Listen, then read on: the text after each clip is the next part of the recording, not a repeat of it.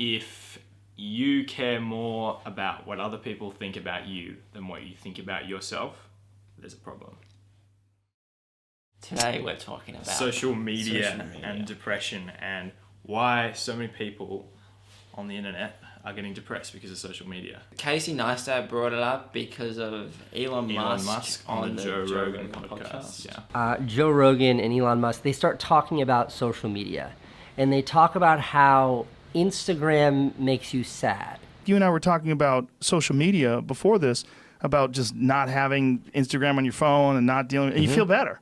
I think maybe particularly Instagram, people look like they have a much better life than they really do. It's quickly becoming a cliche. It has. What people are saying. People say, oh, you look at social media and you see people's lives, and you look at your own life and you think, why is my life so shit when I see this person on Instagram and their life is amazing? Because obviously it's rational to see someone's Instagram and think that that's an accurate representation of their life. Oh, look at this. It's just in the shot there. But, so, this whole thing... It's like the... Fucking hell. It's just like that 200-day video, remember that? Yeah, that was a good video. That was probably one of our best ever. Yeah, we peaked. It's a nice sunset outside, by the way, guys. I like to talk about stuff that you guys can't relate to. It's kind of a thing. Sorry. I've just forgotten what I was Something about everyone who thinks that is a fuckwit. Okay, you hadn't said that yet, but... Did I say that? Use your brain. Yeah. This is not an actual representation of every moment in someone's life.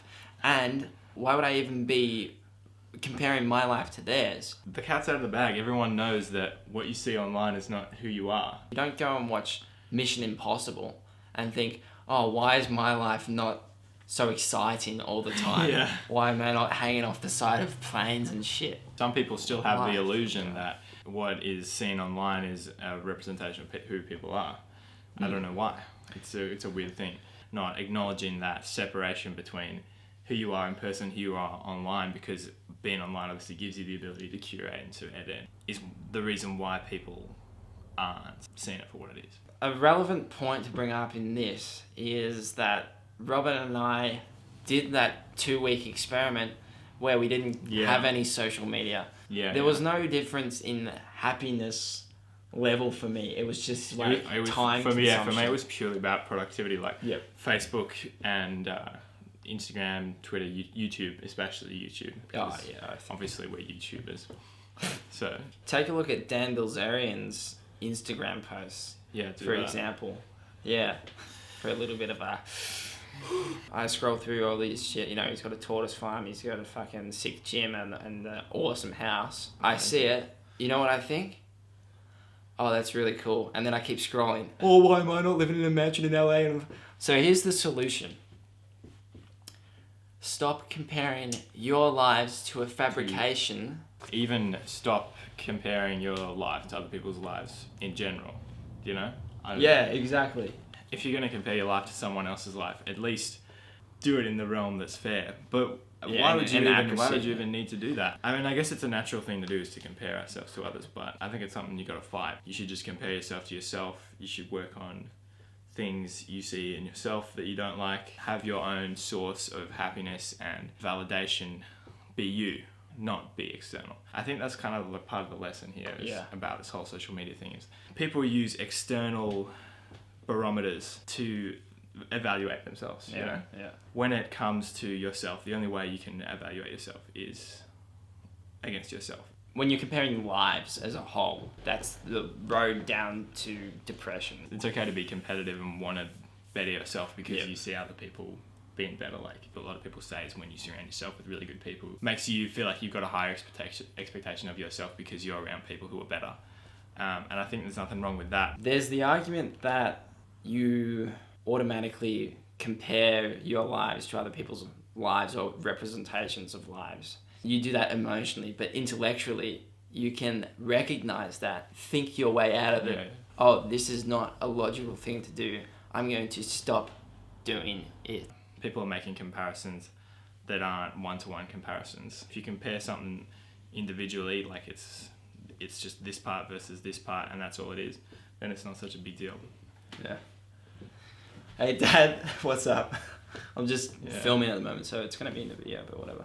All you see online and just general and people saying, oh yeah, like, social media is really bad. Yeah. We're comparing our lives to other people's lives. It's so bad. There's not this other side of the coin that we're discussing now.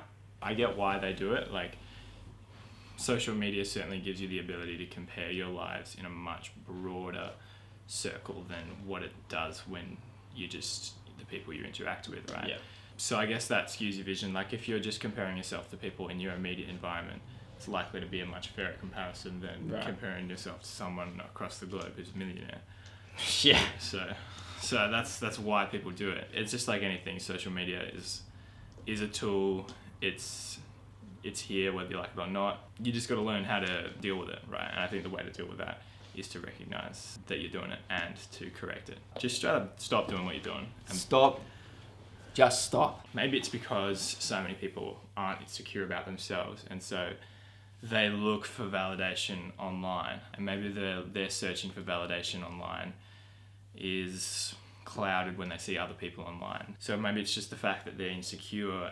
They're letting the way other people see them influence how they think about themselves. If you're putting your value onto the value... The problem is... If you're judging your value on the amount of likes that you get, that is such here's something bizarre I think is the problem. Is that if you care more about what other people think about you than what you think about yourself, there's a problem. That's what social media helps people do, is it gives people so many more avenues to search for validation and reassurance from their peers. It does enable it, yeah. That's right. It's an enabler, but it's not the problem. The problem is that you're insecure with yourself and you're not reassuring yourself. You're outsourcing your reassurance to other people. That's the problem, not social media. Social media is just exposing problems with human behavior that weren't as obvious before. It's not the problem. The problem is human behavior. The problem is you or whoever. You. I feel that is it for this video. I feel like we said it all. Like, we just fucking smashed it. Like, you're about to smash that like button right now. Alright. See you guys. We'll see you in the next video. Which tomorrow. will be tomorrow. Whenever you're watching this, there will be a video tomorrow. Peace out.